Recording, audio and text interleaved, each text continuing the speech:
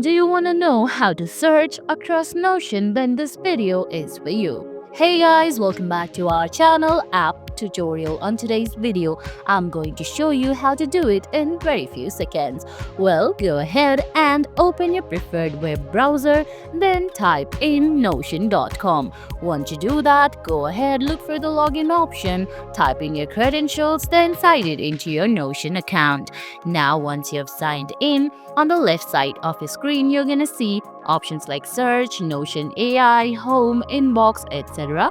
You just have to go ahead and tap on search there, then type in keywords to find pages, blogs, or databases, then select the result. Another way to go is just go ahead, open the page, and type in this shortcut with me. If you're using Mac, just go ahead and type in Command P, then this will appear on your screen. But if you're using Windows, then go ahead and type in Control P. And guys, that's it. I hope you found this video helpful. If you did, please give it a thumbs up, leave a comment, subscribe to our channel, and hit that bell icon.